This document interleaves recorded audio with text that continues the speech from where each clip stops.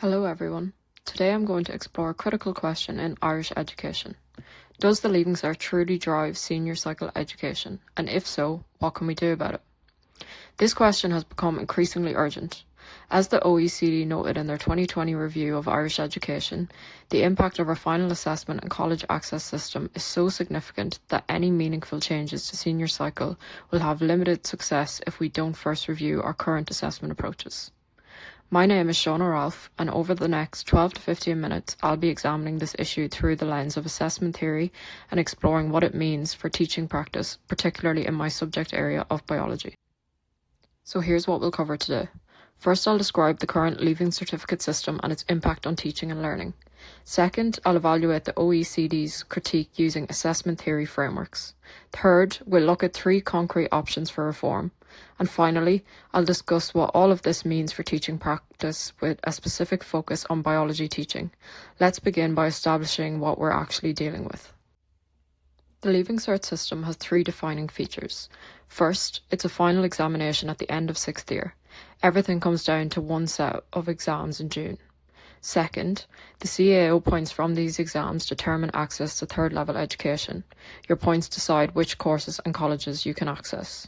And third, it's high stakes. This one exam essentially determines future opportunities for students, their career paths, their educational trajectories, and their life chances. You can see why students and their families feel such immense pressure. As Banks and Smith titled their 2015 study, "Your whole life depends on it." But the Leaving Cert doesn't just affect students on exam day. It creates ripple effects throughout the entire senior cycle experience. As you can see here, the Leaving Cert sits at the centre, influencing curriculum decisions, teaching methods, and the types of assessments we use throughout 5th and 6th year. Teachers feel pressured to cover examinable content. Students focus on memorization techniques, and schools measure success primarily through predicted grades and mock exam results. This raises a fundamental question. Is the exam serving the curriculum, or is the curriculum serving the exam? The OECD's 2020 review highlighted several positive aspects of studying literature at Leaving Cert level. Now, while this example focuses on English, similar benefits should apply across subjects. The OECD noted 3 main benefits. Firstly, exploring complex themes. Novels explore love, power, identity, and justice, helping students gain deeper understanding of human nature and real-world issues. Secondly, developing critical thinking skills through analysis of characters, plots, and themes, building problem-solving abilities that transfer to many areas of life. And thirdly, improving writing skills through exposure to diverse writing styles, learning narrative structures, and being inspired to become better writers themselves. These are exactly the kinds of deep, meaningful learning outcomes we should be aiming for across all subjects. But here's where theory meets reality. Let me give you a concrete example from biology teaching. Currently, there's pressure to cover a vast range of content, which leaves little time for inquiry-based learning, practical work, or deep conceptual understanding. As one teacher put it, practical elements take a backseat to theory because this is what will be examined. However, even within these current constraints, teachers can make strategic choices.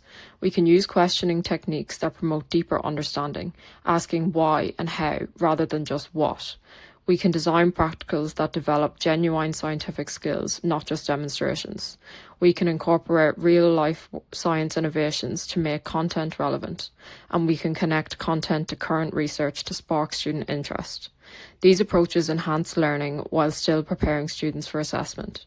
This will result in more engagement and better learning outcomes even within the current system. Now, the OECD's critique is backed by substantial evidence. International research shows that countries with balanced assessment systems demonstrate better educational outcomes and student well-being. Teachers in Ireland report focusing on examinable content at the expense of providing a universal education. The Leaving Cert primarily tests memorization rather than genuine understanding. Banks and Smith's research confirmed that high-stakes exams lead to increased stress and anxiety.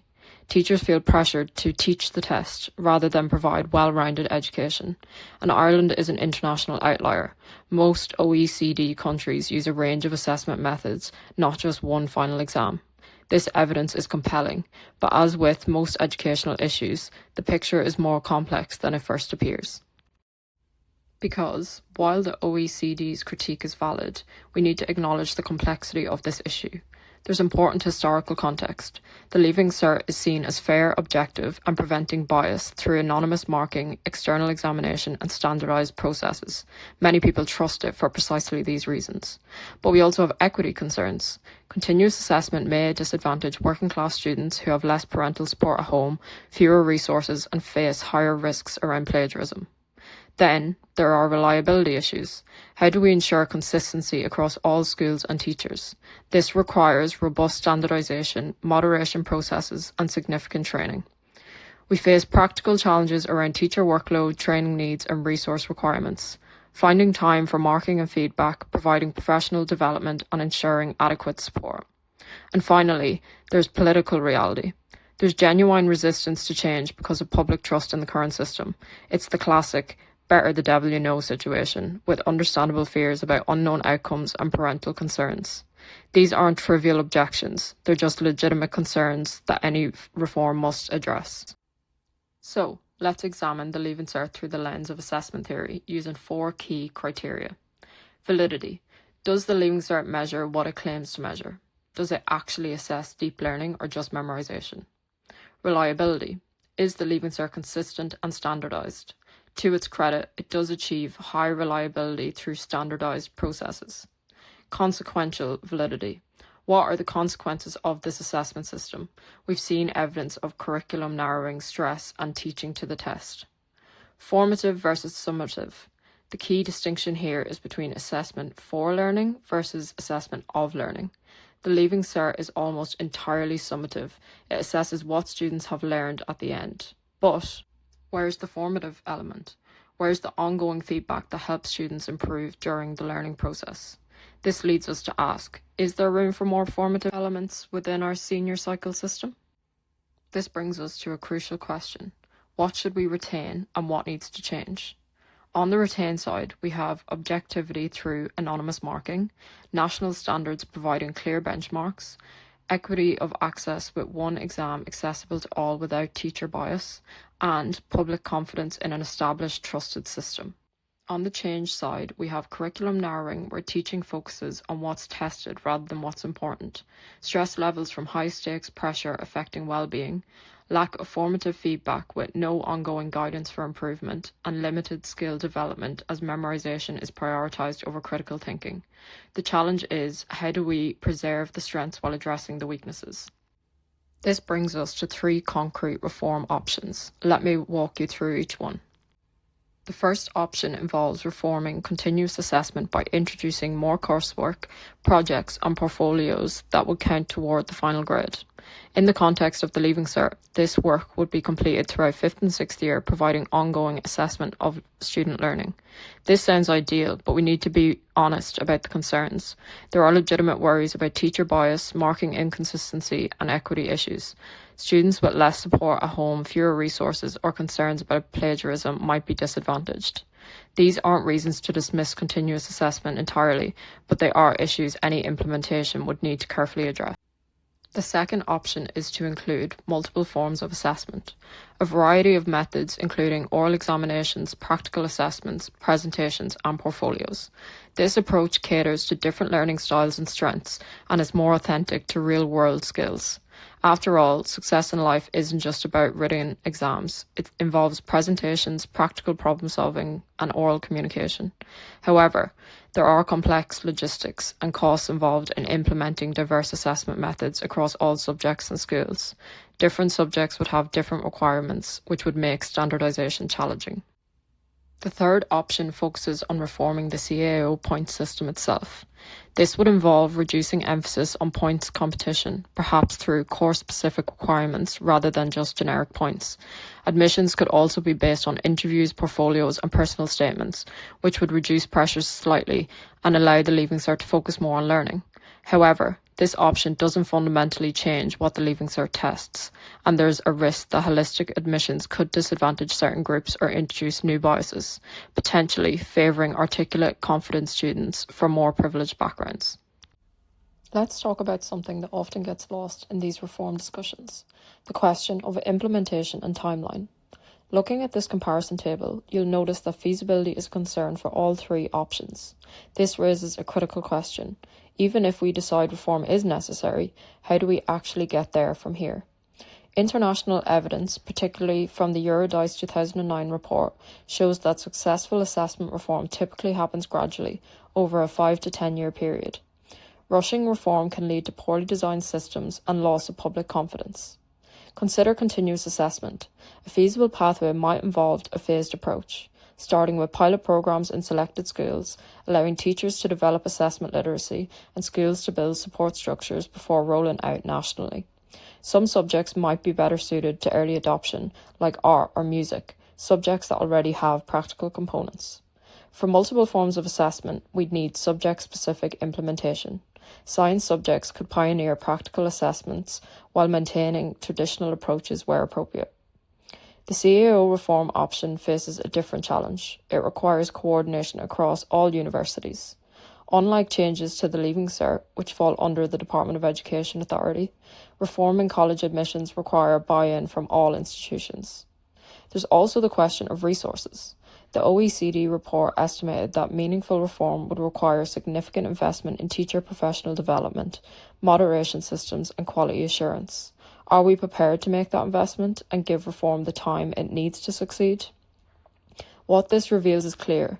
Successful reform isn't a revolution, it's an evolution, requiring careful planning, adequate resources, and time to build the capacity and public confidence necessary for lasting change. So, let's bring this back to the classroom. What does all this mean for teaching biology specifically? Currently, there's pressure to cover vast content, which leaves little time for inquiry-based learning. This leads to a lack of practical work due to the time constraints. But even now, teachers can make a difference. We can use questioning techniques that promote deeper understanding. For example, why does photosynthesis require light? How would changing this variable affect the outcome?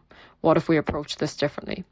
We can design practicals that develop genuine scientific skills through real investigations, not just cookbook exercises. We can incorporate current real-life science innovations, making biology relevant and engaging by connecting to contemporary research.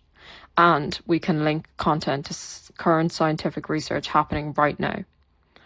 Now, if reforms were implemented, imagine the possibilities. More time for experimental design, where students design their own investigations, deeper exploration of complex concepts without rushing to the next topic, assessment of scientific processes, not just content recall, therefore valuing how students think, not just how they remember, and student-led investigations becoming genuinely possible, where students pursue their own questions and develop real scientific inquiry skills.